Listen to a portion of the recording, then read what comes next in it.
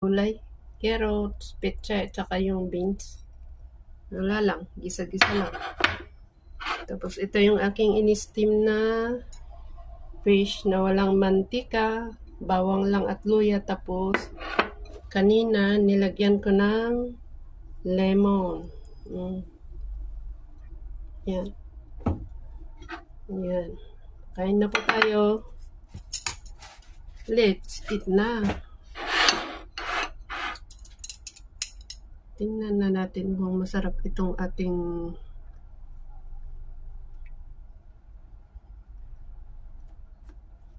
mix na gulay. Okay naman.